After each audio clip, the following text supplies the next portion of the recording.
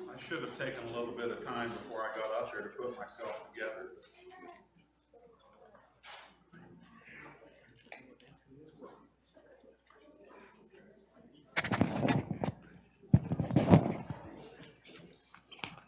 Okay. We're continuing our class on making godly decisions. I want to thank Andy for taking the class last week while I was out of town on vacation. Did that on kind of short notice because I kind of had short notice on that too. So, but I appreciate him taking and filling in that regard.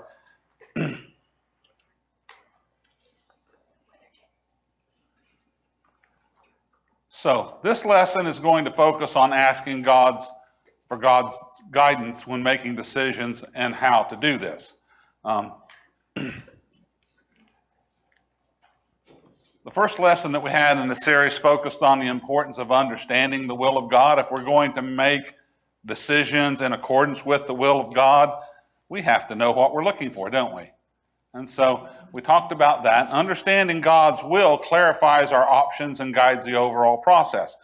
Understanding how God wants us to live as His children eliminates certain options from the decision. And it enables other options in the decision, or it qualifies a decision because we are part of the family of God, and that may have an impact on the types of decisions.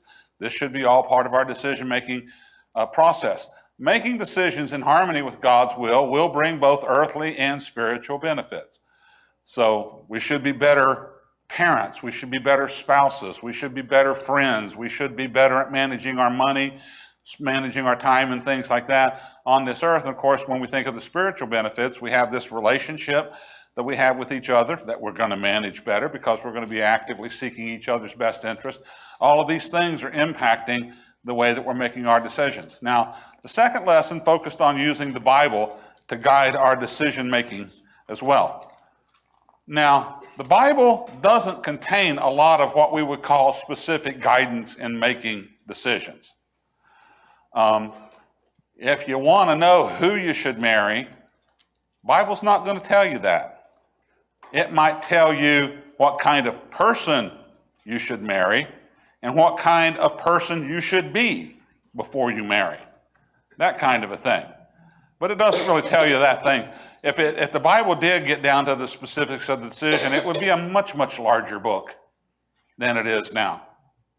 And if it got down, depending on the level of detail that you wanted to get down to, like, well, this is what the Bible wants you to do. It wants you to graduate from high school, and then you go to college, you go to trade school, you get a job, you join the Marine Corps, that kind of a thing.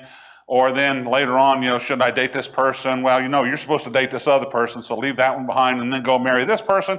If it got down to that level of detail for every individual on the planet, every data center on the planet would not be big enough to hold that much information. And you don't need to anyway, because we're not going to read it. As human beings, we're not going to read it. So it would be too large. So the principles that it's going to set forth for making our decisions is important. It does contain wisdom and moral and ethical guidance that should impact our decision making. So we talked about the will of God. We talked about asking the Bible. Tonight we're going to talk about asking God. Here's the short version. Pray about it. I can stop right there. However, I mentioned Sunday morning that, brief comments and, a few words and things like that, not in my skill set. It's not on Wednesday night either, so we have another slide. Our theme verse for this passage is going to be in the book of James, chapter 1, verses 5 through 8. It says, "But if any of you lacks wisdom, let him ask of God, who gives to all men generously and without reproach, and it will be given to him. But let him ask in faith without any doubting. For the one who doubts is like the surf of the sea, driven and tossed about by the wind."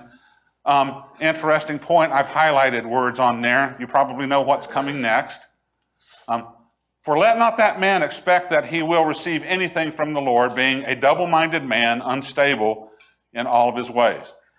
Now, in the outline that I received, they only talked about one verse out of that, but you got to take this whole thing into context. And we did study this when we did the study on James about a year and a half ago.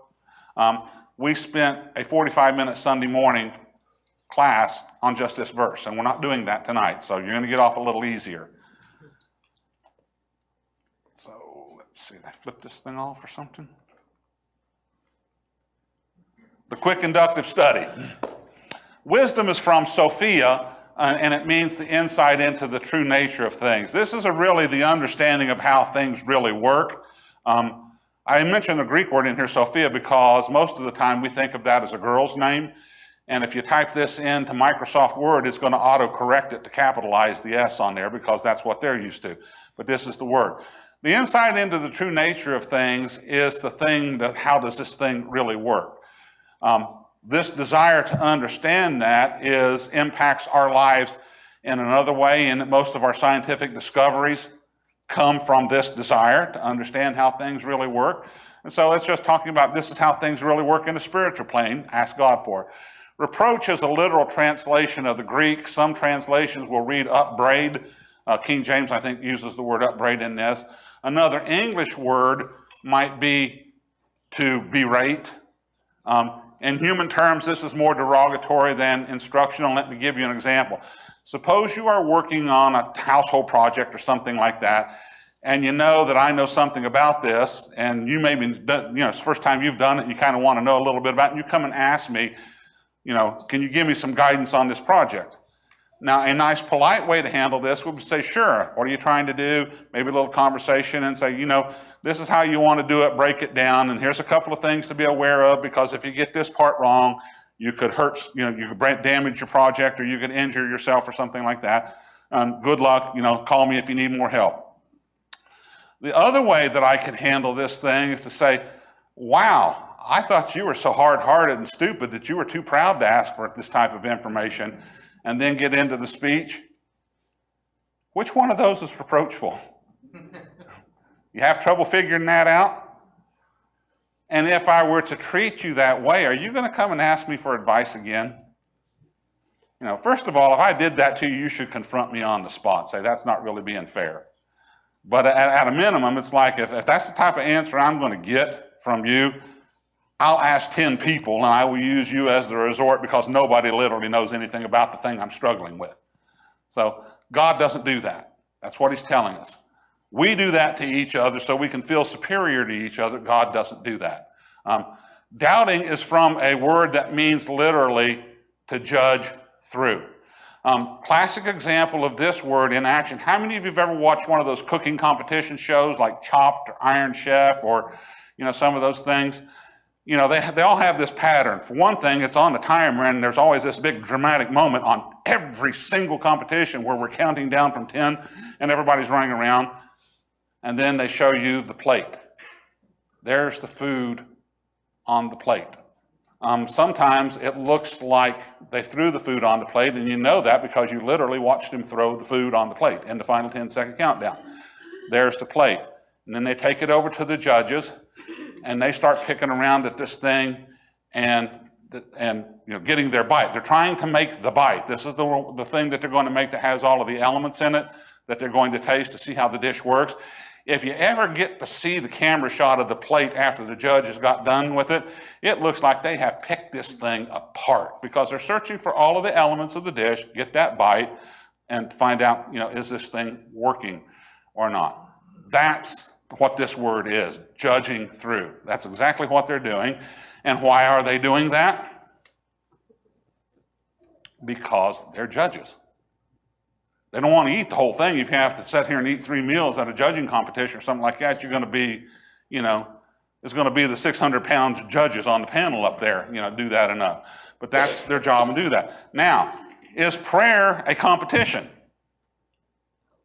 No, it is not, is it? So you don't really need to approach prayer with the idea of, I'm going to pick this apart and judge it. That's not what we're supposed to do. You're supposed to trust in God enough to say, you have answers, I have questions, you know, I don't know, that kind of thing. And whatever answer you give me, that's the answer. I don't have to pick it apart. That's what he's telling us in that particular word. Double-minded is from a word that could be translated two-souled.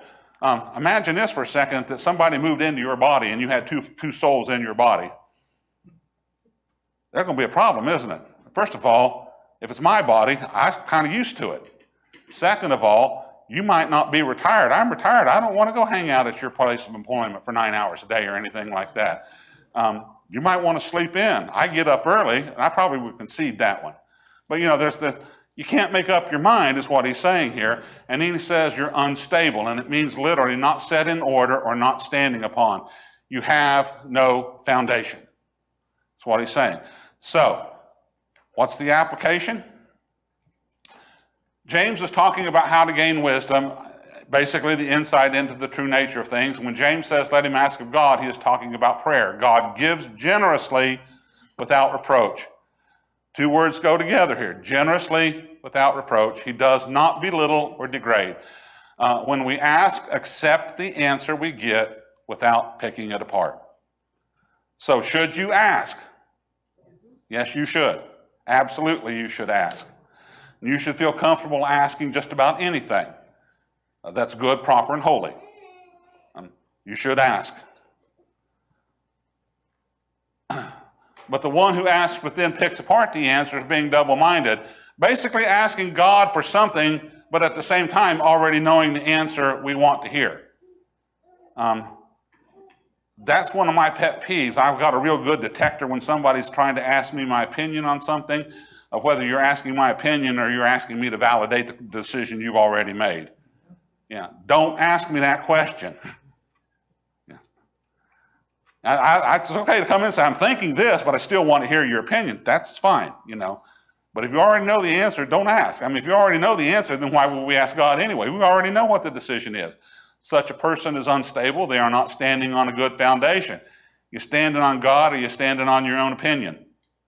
Which do you think is the better foundation? Whatever we are above all things else, we are temporal beings. We're only here for a little while. We're not infinite. We know what we know. We are what we are, and nothing more than that. The other source, God, is much better than that. So, when facing an important decision, would wisdom be a useful asset in making that decision? I sat down and tried to think of a situation where wisdom is not a useful asset in something. And I thought, well, what if you wanted to study stupidity and foolishness? Huh? You have to have some wisdom in there. I mean, why would we study something like that? Probably to avoid it, I would hope, not to not become experts in the practice of it.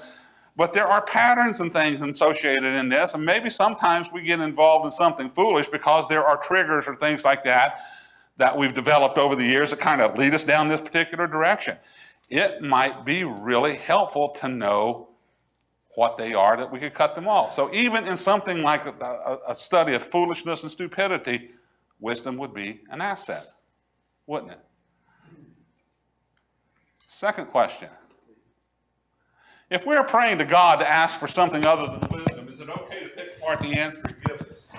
And I mention that because in this passage, he is specifically talking about asking for wisdom. If we ask for something else, can we pick that answer apart? No. The general principle is ask, don't judge. Whatever you're asking, ask for blank, don't judge the answer. That's the general principle that he's giving us there. And so that's going to imply that when you're coming with God and to say, I want your help about this decision, this will be important.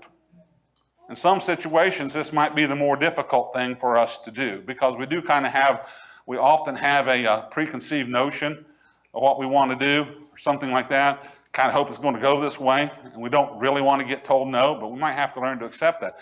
An old guy once told me, if you want to make a decision and you think that you don't really know which way you want to go, he said, flip a coin and call it when it's, flip a coin, decide heads is answer A, B is answer tails. Flip the coin, and when it's in the air, the one that you want it to come down, that's where you're leaning. So if you say, come on, tails, then you want the B answer, really. Doesn't mean you have to take it, but it's a kind of an indicator of what you might be thinking at that particular point. So, ask even when we know the answer. There's a couple of big examples in the Bible of people doing this. One I will briefly mention for you is, you remember when David committed adultery with Bathsheba?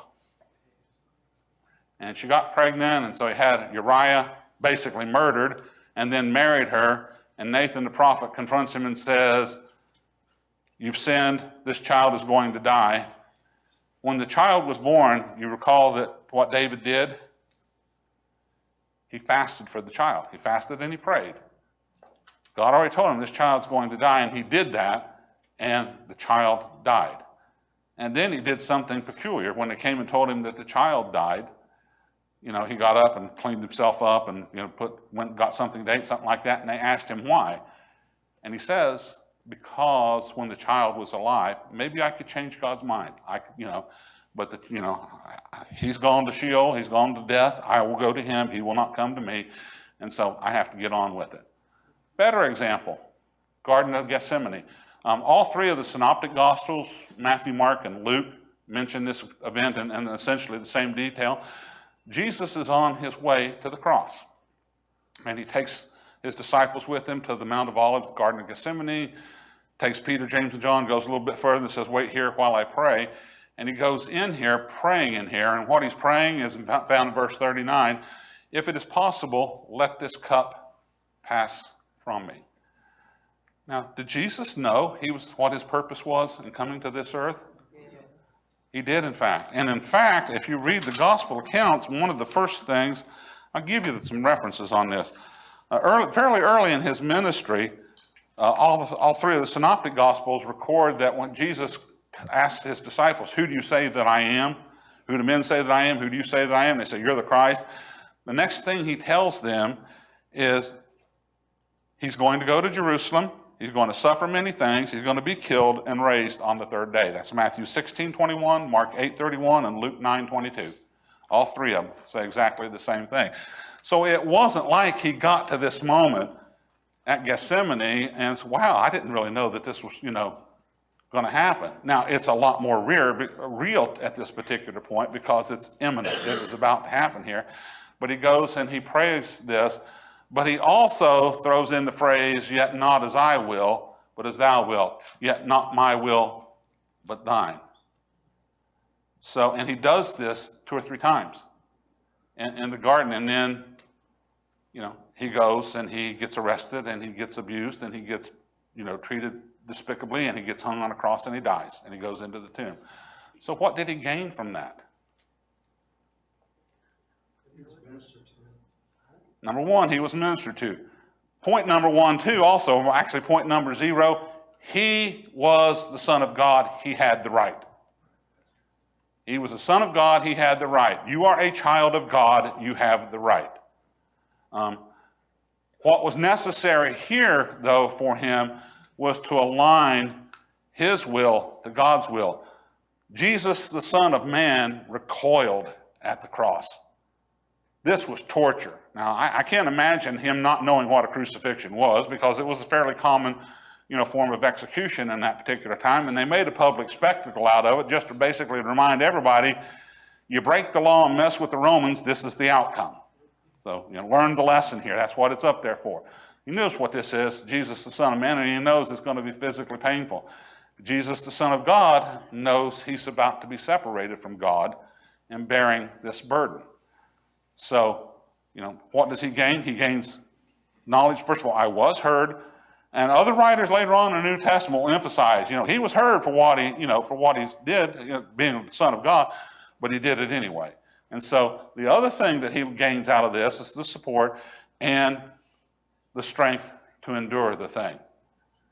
Because we know it's like he's just about the time he's walking out of the garden, everybody's running away. Yes? I'm always very careful whenever we talk about asking for prayers for people to get better and things like that. Many times we're quick to say, if somebody gets better, oh, God answered the prayers. Not realizing that if we've prayed, then God answers a prayer no matter what. Mm-hmm. If it's yes, no, or maybe unless somebody is not right with the Lord, it might be something else. Yeah. A way that I guess I could look at this is Jesus was aligning himself with the answer that God had, which was, I'm not going to take you from this. And that's why he was okay going with the will of the Father. Bingo, right there. So even though he knew the outcome, and of course, thinking of it from the divine perspective, one of the things that Isaiah 53 tells us towards the end of the chapter is he gets to look back on this moment and be satisfied with what he has done. Because why was the cross important? Our redemption was at stake. Our redemption doesn't happen without this, and so he endures the cross for that, and he ends up being satisfied in the long run. So God took care of him. So maybe the decision's already, kind of headed a particular direction here, and it's not really the one that I wanted and asked, but yet not as I will, but as you will in this. So any other questions or comments? Yes. It could be that was in. I mean, I'm not taking away from what you guys were saying, but it could be that that's just the way he was too. Everything that he did, he probably talked to God about, as he should. We just don't read about it in the Bible. Just for example, when I get up and I leave in the morning, I go over and I give her a kiss on the forehead and I walk out the door. It's just something that I do. I might not necessarily put thought into it at the time either. But speaking as a man, if I'm doing these things and I'm doing something and after a while, our brains go on autopilot. Does that make sense? Am I making sense at all? Yeah, you are. I mean, I have my little habits and rituals too. Yeah. So even with praying, sometimes I'm sitting there praying, your mind starts to mumble or starts to ramble on, but you're still praying and you're getting thoughts out, not necessarily in the foreground of your mind. Mm-hmm. So I don't know. That's just a thought that I had about that too. Jesus made that prayer, but he probably made prayers about absolutely everything. We just don't read about it. Yeah, and for him, he did that because it was a source of strength. Yes. A source of purpose for him. Yeah. Yeah, I know about those habits. I typically wake up between 4:30 and 5:30 in the morning, not by choice. I'm not a morning person. I'm an old guy. And I tell you right now, until the first cup of coffee is drunk and the caffeine kicks in, I am not functional. I have no ability to fire any neurons until that happens. Yeah, I think he was in so much angst in the garden that he was just trying to get some relief from. The man was. Yeah, that's yeah. And so go to your source of strength. Yeah, that's a good point. So, what should we pray for? We got a little bit of time here. Somebody look up Proverbs 2:1-5 and read that for us. This is going to be part of our decision process here, so everybody take a look at that. Somebody get on Proverbs 12:15, Proverbs 5-6. Notice they're all in Proverbs because I decided to have a theme and just used Proverbs.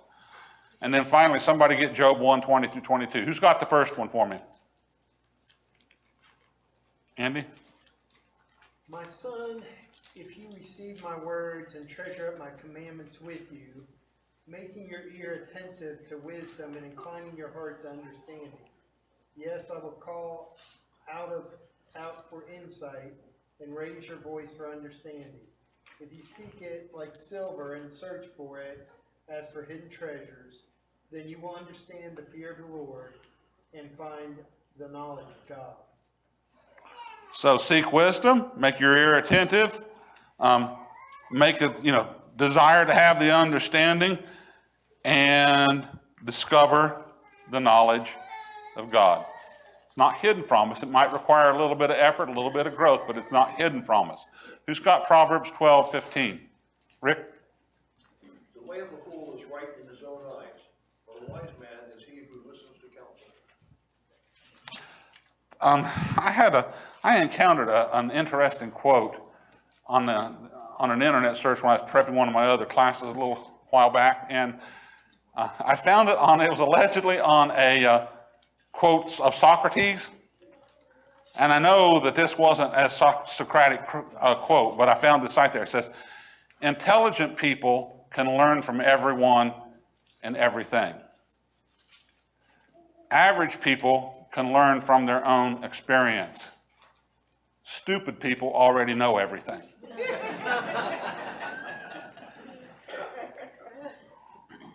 So that's kind of what he's talking about there, isn't it? Okay, who's got Proverbs 3, 5, and 6? Trust in the Lord with all your heart. Do not lean on your own understanding. Acknowledge him, and he will make your path straight.